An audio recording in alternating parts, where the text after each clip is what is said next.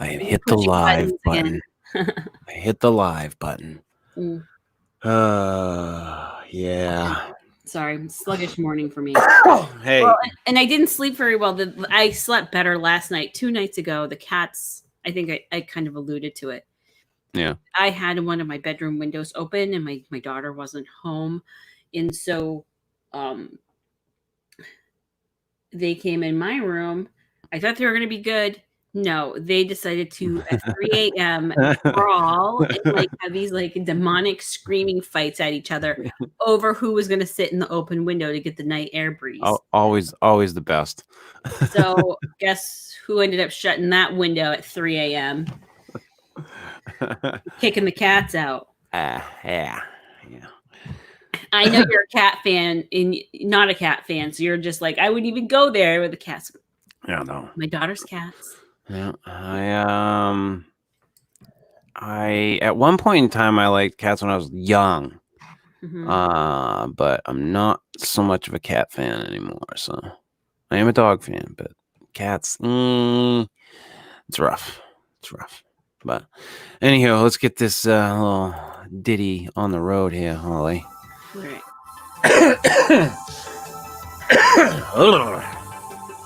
Ooh, yeah. I don't have the COVID. But Holly, I'm not sure.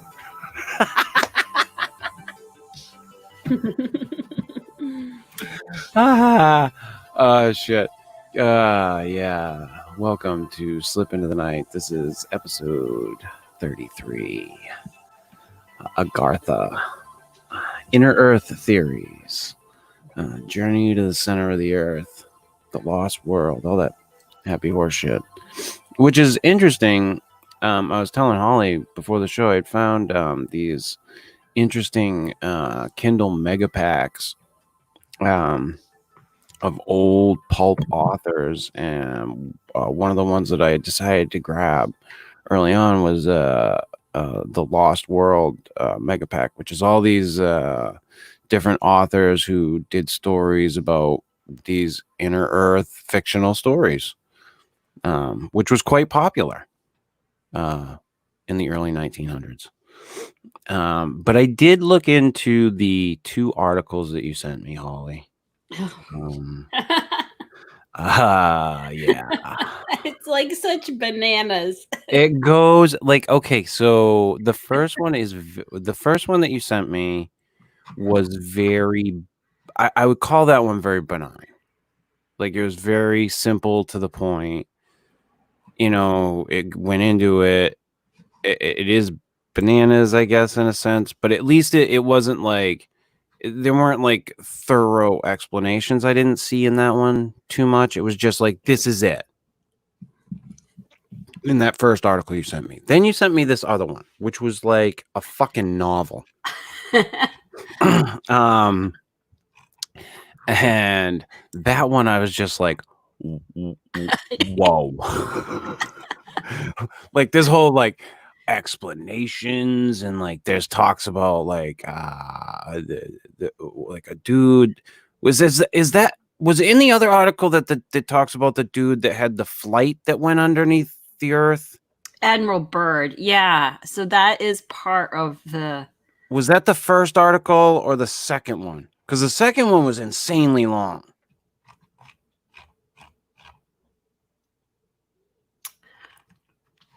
The second one, which had the like really elaborate drawing. Yeah. I don't know if you want to share the drawing, but that one kind of like does some of the flight logs and stuff. Yeah, okay. So it was probably that one. So, but I skimmed through this one, that big, huge friggin' thing you sent me, Holly. Mm-hmm. That was insane. I know. That's where it goes, like completely wacky. But hold on, I will try to pop this up so that people can see it. The newearth.org. The newearth.org. That article that I sent you. Yeah, it's the second one. Yes. Yeah, it's the second one. All right, so I will pop that up for everybody. Share screen. I mean, I might have looked at the drawing for like 45 minutes. Yeah, so that's the drawing that they have. Yes, you that's know. it. That's it. Yeah, that's the one you were talking about. Here, let me just pop that like full. Yes. So and this is what she was talking about. Like this is what they think or what they're saying the inside of the earth is. And this article that she has here that she sent me goes on and on and on and on. And I was just like, what? Well, and okay, honestly, Holly, I'm more interested in Jules Verne's tale than this. I don't know. I couldn't get over the detail of the picture. Yeah. And the one, I don't know. When I grew up, the interior of the Earth was described as the crust, the mantle, and like the iron core, where there's like the lava layer, the molten layer, and it's it may not necessarily be fully solid, but there's magma in there. So this this proposed drawing and that the earth is fully covered by the crust, and this theory shows that there are openings at the top and the bottom at the North Pole and the South Pole, which can give you access into the interior space of the hollow Earth. the inner earth, which has its own interior sun on the inside. I'm not quite sure how that Did works. I spell Agartha wrong, or is that another way you can spell it? I think that's spelled it another wrong. way you can spell it, but I'm gonna look it up so that I can make sure I got it right in the title anyway. and then the drawing goes on to show that there are numerous cave systems like the Kentucky Mammoth Cave and in the United States, in the cave system underneath the pyramids, and are all these actually subterranean access points that you can use to travel down into the inner earth. Down into Agartha? Yeah, into Agartha, and it is the land of advanced races, and that is kind of where some of the UFO phenomenon comes from, because they fly in and out of these tunnels, and but their bases are really on the interior of the earth.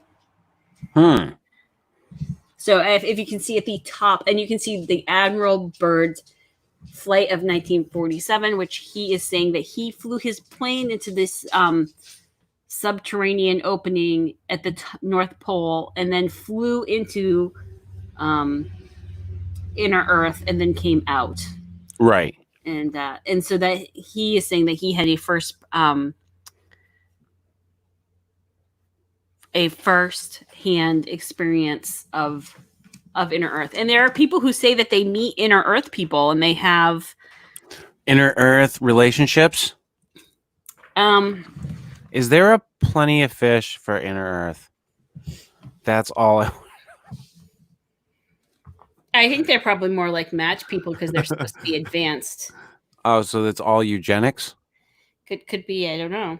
So like you just like you get paired up with somebody else, and then you have to. That's your life mate. Is it like Dune and they got a Bene Gesserit like breeding program? Could be. Maybe they are so advanced they don't need to reproduce anymore. They just clone themselves. There's lizards that do that shit.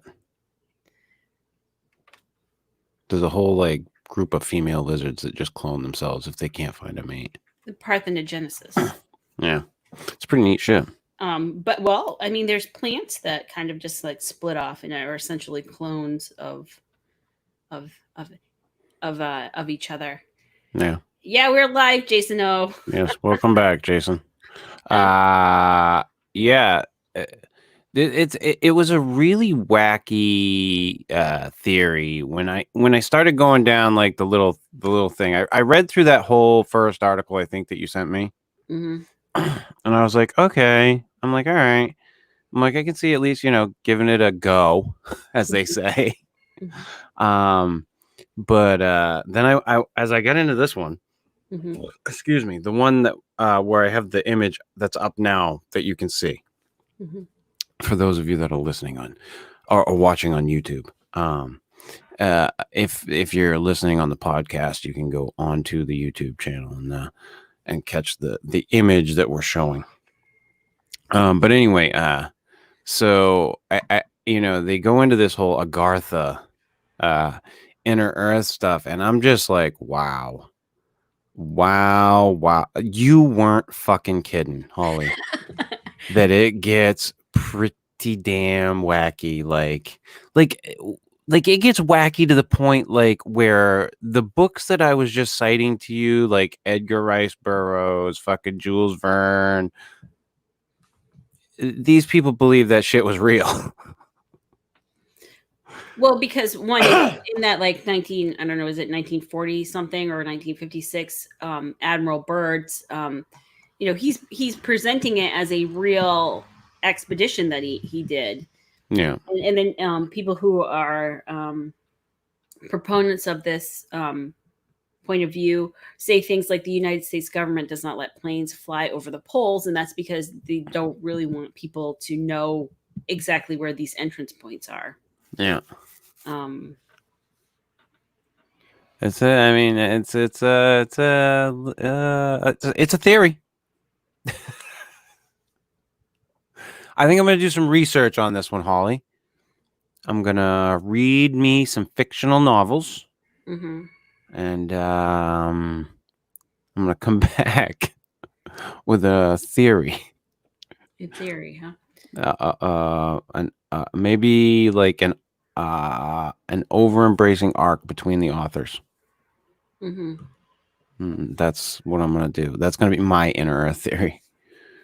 I think because this one is just too wacky. I can't buy into it. I tend to think that the earth is solid and that there's a molten core and that there are like tectonic plates that slide around, and that's kind of why we have our earthquakes and shit. And I mean, it's a fun little theory to think about for fun.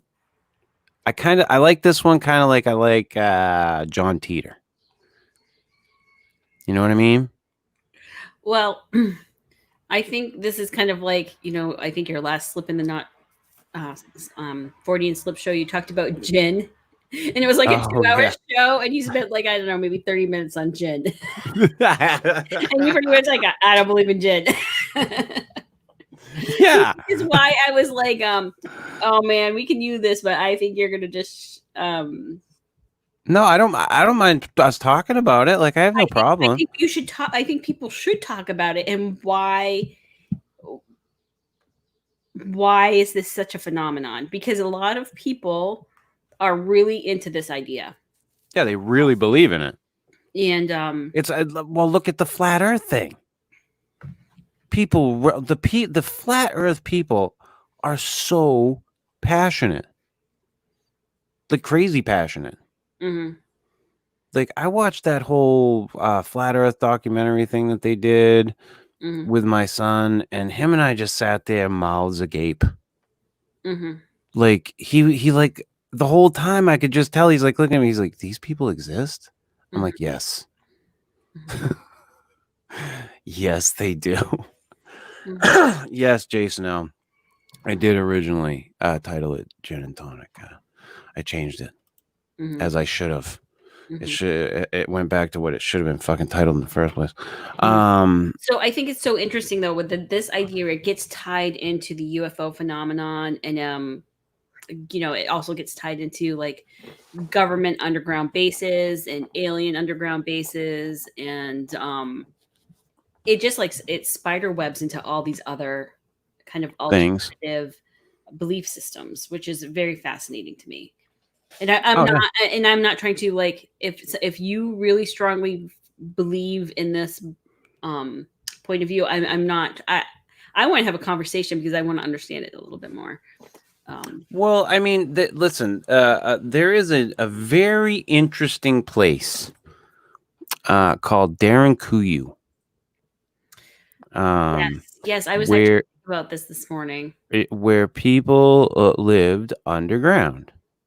and it is obvious that they lived underground and for what it seems to be a long period of time. Now, there is a lot of question about whether Darren Kuyu is as old as they say it is. I don't know. Or older, because it's not that far from Göbekli Tepe, Right. and which is archaeologically most the consensus now is that it's the oldest known site Mm-hmm. of building and basically like civilized life, not living in tribes and hunter-gatherer stuff, but putting together buildings Mm-hmm. and it's so. But if Darren Kuyu is as older, then it is showing that at some point people needed to live in the deep subterranean caverns for a while, and the architecture or the setup of Darren Kuyu is extremely sophisticated. I mean, they put a lot of thought into it. Oh yeah, there's Because like the way the air is able to circulate in that place, the way that they have certain chambers where you can talk in them and you can be heard almost throughout the whole place. Mhm. At least I believe that's Darren Kuyu. They had places for animals Mhm. to be raised. There was all kinds of little weird fucking things in that place, and it's very, very interesting what they did. Mhm. And they do know that some some like Christian missionaries at one point hid out there. Mhm. But like you were talking about, like there's like this whole question of how old is it? Mhm. You know. But like I think about that, and that's obvious that's it. Like to me, Darren Kuyu is one of those things like that's older than what they're talking about, and like it's obvious that like that took a lot to Mhm. build. Mhm. So like there's more than meets the eye to the history of the human race. Now, do I think there's a hollow earth history to the human race? I don't think so. You know, signs to me point to no. I don't know about you, Holly, but to me they point to no. Because I I was think just we I'm gonna what's send you a drawing of what Darren Kuyu. oh okay cool. I will pop that up as soon as you send it to me. Did you get that? Excuse me. But okay, so Dun dun dun. We have all kinds of dun dun so I'm dun. not quite sure if there's human civilizations still living underground, or like deep under the crust. There may be, I mean, we have the technology now to dig deep into the crust of the earth as far as 7 miles down. So what the different governments are doing to make underground complexes, I think they could very well be doing that. Now, for other human civilizations or ancient civilizations that or might still be there or living in the center of the earth, I'm not really sure about that. But I have also been open to the idea of other types of consciousness. So who knows what's living deep down underneath the earth? But that's its environment. And do you know what I mean? Right. Like I think all right, so I've excuse me. I've said for a great deal of time now that I think that the greatest discoveries that will be made in the ocean at this Hmm. point. Hmm. Like, yes, we're constantly finding new species of animals all the time on the surface Hmm. of the planet. I mean, but the what we find underneath the ocean is incredible. And the fact that we have barely even scratched the surface of what's going on underneath the surface of the water is crazy. And I've said anyone that wants to get into like cryptozoology, look for this shit under the water. That's where that's where you want to go. These people that want to go look for fucking Bigfoot and shit, good luck. But yeah, I mean, there could be something that lives under the ground, but like you were saying, Holly, it is adapted to its environment. It doesn't live like we live. It's a completely different thing, a different type of living. Yeah, well, I mean, in a lot of ways, living underneath the crust actually makes a lot of sense in terms of species survival, because the crust is living on the surface like we do is we are subject to all kinds of stuff happening, whether it be weather events. Well, that's why we live in homes. Well, yeah, but even a home is not going to protect us from a solar flare, right? Right.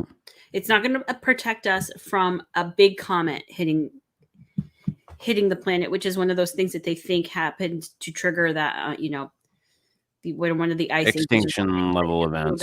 It's not going to, and then your civilization gets set back. How many tens of thousands of years? You may have to start over, which is kind of like this thought of, oh, well, there was humanity had a level of civilization, and then some kind of extinction level event happened, whether it was a super volcano eruption that put us into a like a global winter for 100,000 years or whatever, and they had to go under the earth, and then they came back to the surface. But even just adapting to live under the surface, there is a level of protection there. You are protected from cosmic rays and radiation, things like comets, meteorites hitting the surface, catastrophic weather events, whether it be hurricanes or earthquakes or that kind of stuff. So it does there is a measure of protection having some of your civilization underground. Yeah, no, it does kind of make sense, in an essence, to keep people alive, should the surface have been inhabitable.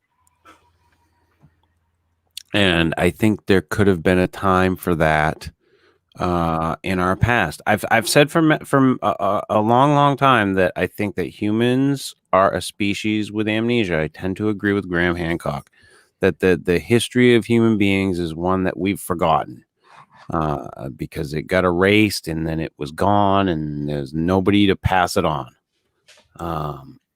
And we've forgotten what the true history is. And I don't know that we'll ever learn what the true history was. I think that as we unearth some of these things, like Göbekli Tepe and a lot of these ancient ruins, it begs more questions, because it keeps setting these dates of humanity back further and further. And then you just get the same lip service from the historians and the people. Well, it was done by hunter-gatherers. Well, maybe it was, maybe it wasn't. Maybe we need to look at things a little bit different. Oh gosh, Philip Blair. I hear there's a deadly virus going around on the surface. Yeah, well, I mean, hey, there could have been that deadly virus could have been dragged down underneath the surface too. So you never know. I mean, hey, it's a crazy world. Like, who knows what people were doing? There's the theories are that I think that they were trying to escape the ice age. They were trying to stay warm. In Derinkuyu. I mean, I don't know if that's the case. I don't know if it was built before that. It's so hard to date shit when it comes to rock. They can't. There's no real way for them to date it. Like, besides, like, they can probably tell, well, they dug through these, substrata, so we know it's after this. And we know it's before here. So fucking hell, you know. I know, but I Uh, mean, Darren Kuyu is big enough for 20,000 people. yeah, That's a huge amount of people. yeah, that is. It's crazy. It's a lot of people that, and you think about that. If they were to do something like that on a larger scale, they could have those types of, those types of cities available for people in the future. And hey, think about this too. We're in a society where they're literally looking at places where, because of population explosions, and especially in like cities, they're running out of room. Like, I mean, hell, if they were to build down and up at the same time in these cities, there'd be a whole hell of a lot more fucking room. That's a thought. I know that there's engineers that are thinking about trying to wrap their fucking heads around how to fit more people into the fucking spaces. Like, these they have these ideas, these cities that, like, they're like built cities. It's crazy shit. Yeah. But hey, the whole inner Earth theory, like I said it before, I like it as a story. Cool fucking story, and not like a movie story. Those, every time they try to do the fucking journey to the center, they fuck it all up. It's horrible. Just give me a good story. Give me a good book. Like, tell me about fucking some ancient guy in a fucking crazy hat going on an adventure. That's all I need. That's it. Yeah, Zion and the Matrix was underground. Cody, that's very true. That's the whole thing. I don't know if I can buy it. I don't know. It's fun though. It is really interesting, and certainly they do have a lot of like UFO reports where they Listen, see I'm a UFOs I'm either a I'm a going down underneath the water and down deep into. I was a big D&D guy. Okay, there was a whole race of elves that lived underneath the ground. They were evil, and then they had a hero, that they formed out of this fucking these people that they wrote all kinds of books about. So I'm all about living under the fucking ground, just in books.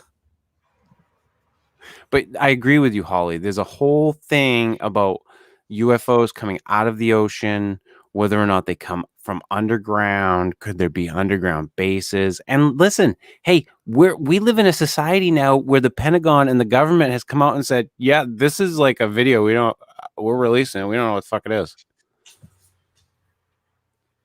Like, that happened just recently. Just recently happened. Yeah.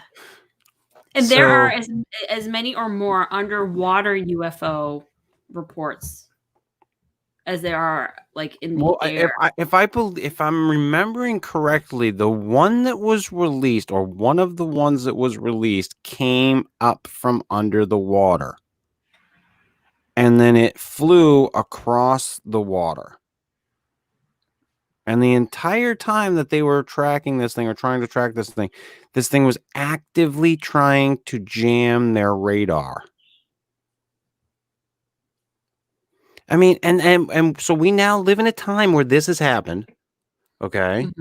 This is going on. And we're talking about whether or not there's things underneath the Earth's crust, Holly. It could very well be. But like you were saying, exactly like what you were talking about, though, they're probably either adapted to it. They have some way to live under there, like, i.e. Darren Kuyu, a place to go. Or they're underwater. They're living in underwater bases. Yeah. Yep. There's a lot of stories around in Peru. A lot of the kind of the shamanism energy work that I study is from Peru and around the Lake Titicaca area, and the indigenous people there have reports that they will tell you that they see like kind of like craft going in and out of Lake Titicaca under the water. Yeah. And they will say, and then they come through the water, and then they fly off and do different things. Who knows what it really is? It's an observation. That is an observation, right? There is something that comes up and out of the water. Mm-hmm. It flies, and it could be coming up out of the water from some kind of underground place or some underwater base. Have you ever heard of the island called High Brazil? Yes. And they used to always put it on maps off to the west of Ireland. Mm-hmm. And then now nobody finds it, but people would say that, they would go and they would see like little funny animals on it. And I've heard of those stories, and I've heard of what you speak of. Yes. Yeah. So, and there's a lot of older maps from like the 13 and 1400s that have this place of High Brazil. Well, there's also that map that that old ancient map that shows the topography of Antarctica. Yes, that the Perry. Yeah, you've got it too. You've got it. Perry Reese. Yes. Perry Reese. Yep. The Perry Reese map. Yes. Yep. It's weird. Okay. Like I said, I personally think we're a species with amnesia. We've forgotten what our past is, and through no fault of our own. I think it's through our own fault, but it's through our ancestors who destroyed our history. I think the Library of Alexandria being burned destroyed probably a lot of information that could have been very beneficial to us understanding our past.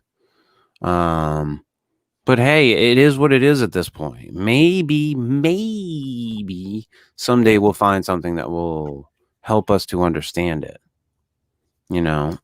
I don't think it's going to direct us to the center of the earth, to Agartha.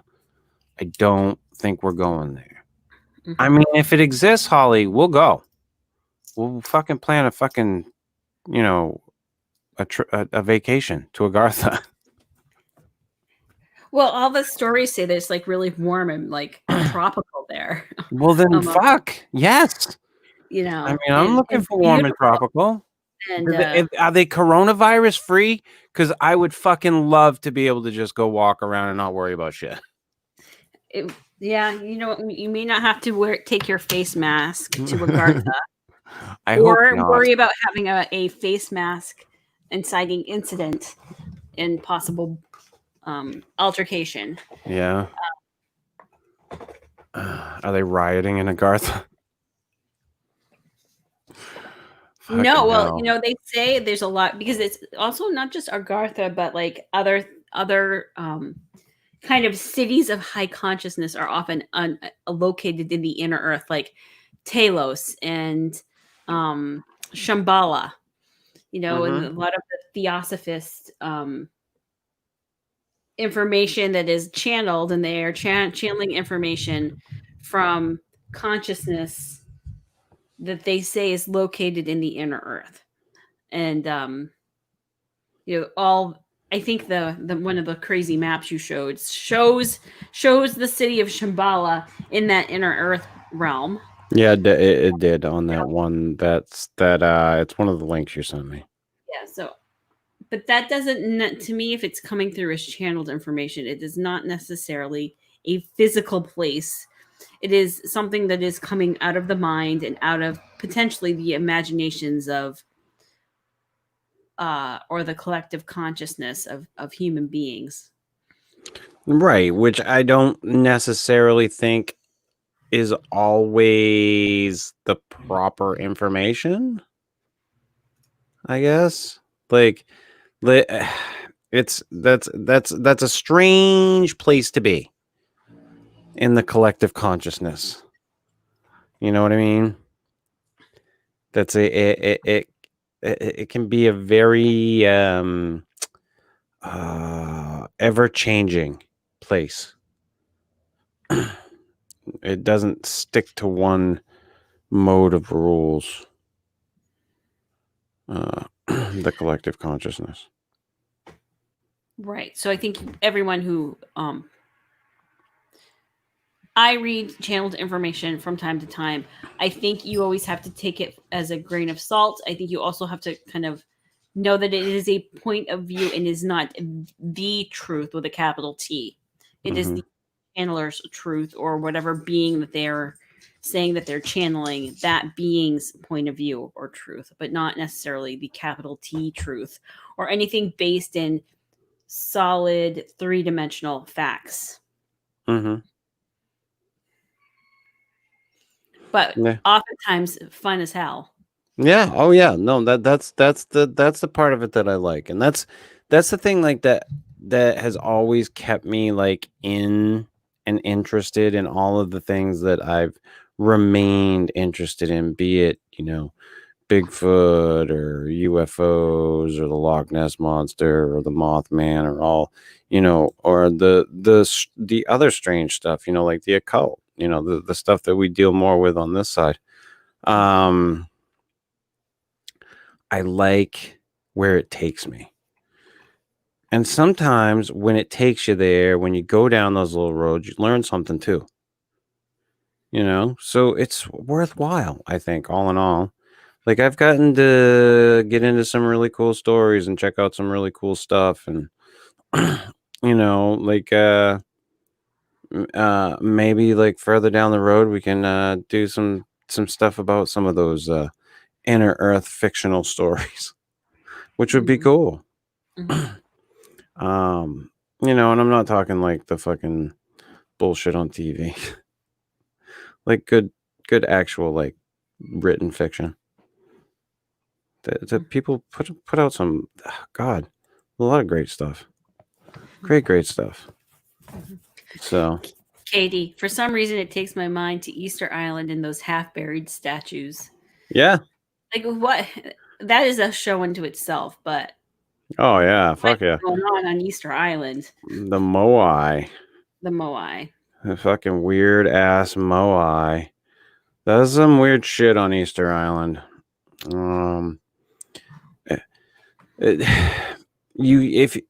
I'll tell you what, you take any look at any type of ancient structure that's kind of Gobekli Tepe.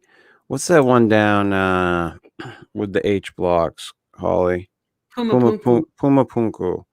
Yeah. You start going down any of these rabbit holes and fuck.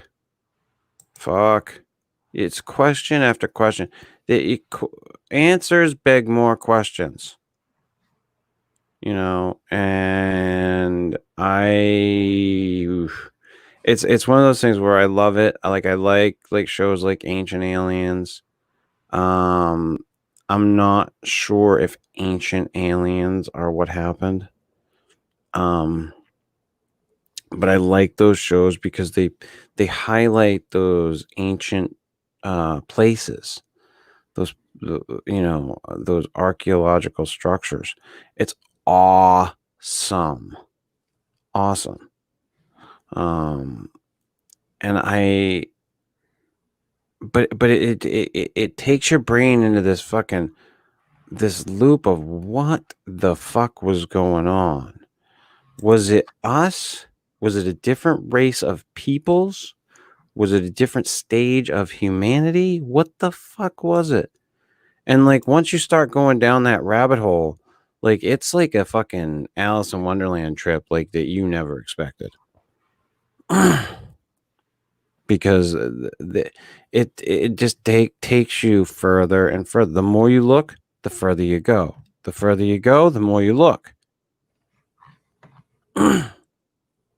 I mean, I started watching those Ancient Alien shows and then started looking into some of this stuff and doing this show or these shows, the 40 and Slip and this. It's holy fuck. You get lost. Absolutely lost.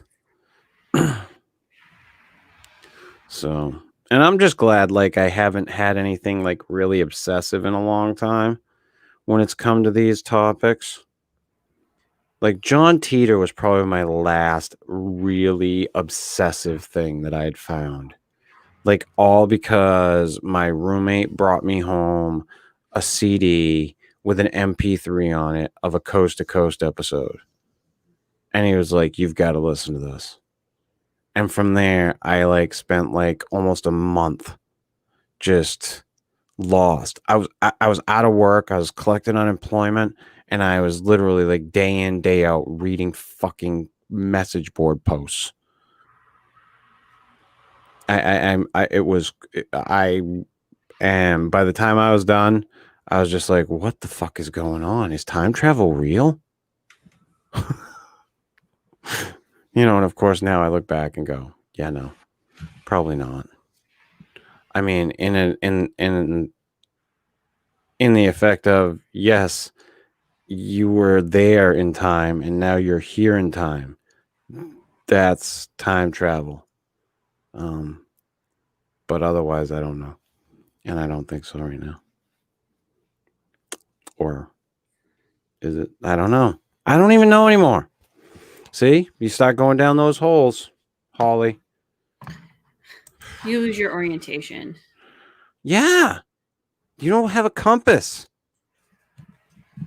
You cannot take GPS down these rabbit holes, Holly. It doesn't work. You get lost very fucking quick. It's like going from fucking. I equate it to. I don't know if you did this early on in the internet. I know I did. I got the internet very, very early on. And you can still do this, but I would just go from one web page to another web page to another web page to another web page to another. And you'd like you wind up somewhere like just really dark. But you can do the same thing with like YouTube, going down YouTube loops and shit nowadays. But I equate it to that. I think Oh, I do, but I try and well, in the old days, I had like dial up. So I could only look like 5 pages before like my whole computer would like shut down and freeze oh up. yeah, dial up. I remember. Back into like the tones, and hopefully it was going to connect correctly. And Oh yeah. which seems it really wasn't that long ago, but it is so clunky compared to what we have How it now. is now. Oh, I'll never forget when my the girl I was seeing at the time got Roadrunner, what they called Roadrunner internet, which was the cable internet when it first came out. And she's like, yeah, I'm getting Roadrunner installed. And I was like, ah, cool. And seeing how fast that was the first time, I was like, holy shit. Yeah. I was blown away. Yeah. But yeah, now like it's like instant. Everything's fucking instant when it comes to the internet. So it's crazy. But crazy world. it is easy for it to become a huge kind of time eater to just kind of roam around the internet. But I've been thinking a lot about distractions and how it can be just this huge distraction from things I need to do. Yeah. And how we can use distractions like playing on the internet, going down YouTube rabbit holes to avoid that quiet kind of when we were talking about on Wednesday, that take a breath time. Yeah. Oftentimes when we know we need to take a breath, but we know it's going to sometimes when you take a breath and you finally slow down, all that pain that you've been avoiding comes crashing in, and distractions are one way to avoid the pain. Yeah. And avoid feeling your feelings, and to really sit and be with yourself, and sometimes parts of yourself that are really uncomfortable. And I don't know. And I know that I can, instead of getting my mind in that nice, still meditative place, I can engage in way too many distractions. Oh, I'm a YouTube distracted fucking asshole sometimes. I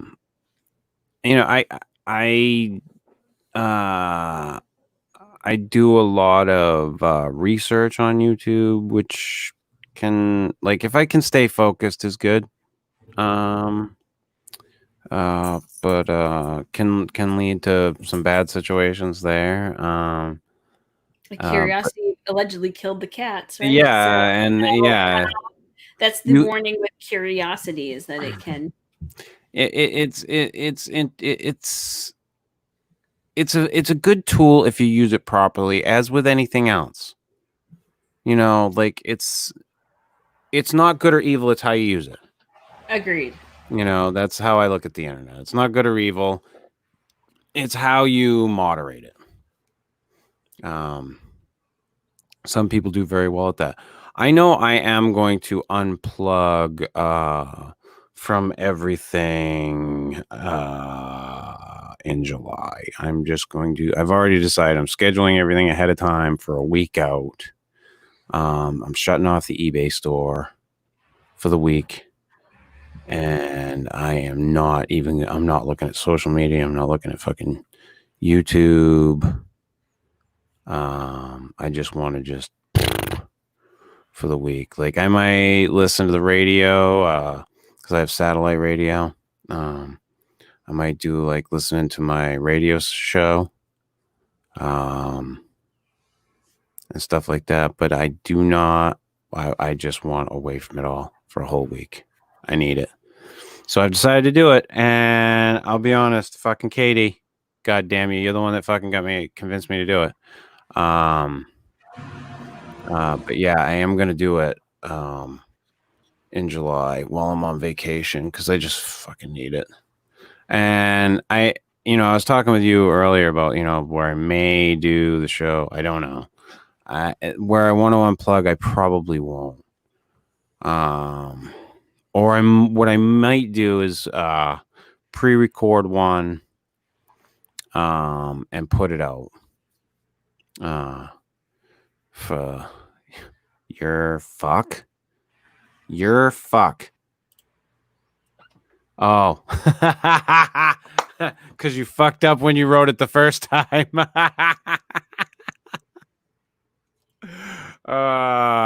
Katie, you're great. Fingers about grammar. What's that? So we're not pointing any fingers here about grammar or spelling. Yeah, no shit, right? Yeah, Steve Alcorn just sent Katie some nice stuff, which was really, really cool. But yeah, so I'm gonna wrap this up, Holly. So I can relax for a little bit and maybe enjoy some of the day today. After we talked about a fantastical world underneath the crust of the surface of the earth. It's inner earth. It's way below the crust. It's on the inside. And there are some allegations of dinosaurs down there, which I think would be really fabulous. And maybe even, that's why I kind of like, seriously, you can't really see it because of the green screen. It disappears a lot. But on my Kindle, I want to get into those fucking the Lost World stuff. Like I want to, like that's on my list of stuff. I picked up early on. I think it was for 99 cents too. Was a book of all of H.G. Wells' work, and I read The Time Machine, and I really enjoyed it. It was I'd never read it, and it was not what I was expecting because I'd seen like the movie adaptation, so I kind of had an idea of what was going on or what was going to happen, but I'd never read it, so it was a lot of fun to read it. And I've got a bunch more of his books in that one. And I want to check out some of that earlier fiction because it's so fun to read how these guys tried to describe things. That's the interesting thing, is to see how they just try to describe the fantastical technology that they had no concept of. They were inventing in their minds. Right. They knew what they wanted to say. Yeah. But they didn't know how to describe it. Well, and then it creates a book that millions of people have read, and it gets them wondering, well, if we could do that, how would we do that? Right. And eventually it happened. And it's like those drawings of Leonardo da Vinci. Oh, yeah. And he had these thoughts of flying machines 500 years ago. And it just took for people to look at it and really think, how can we really do this? How can we make this happen? And we've made it happen. Yeah. And it, so I do think dreaming in the imagination and trying to see what's out there and trying to explain things is worthwhile, because this is how we dream and Oh yeah. move ourselves forward on that kind of edge of unknowing and bringing it into knowingness. Because if Absolutely. we stop dreaming, then we just kind of stay static where we are and we can't move forward. Oh, I want my fantastical stories. Keep them coming, people. I do, yeah. I like my fantastical stories. I'm midway through Dune right now.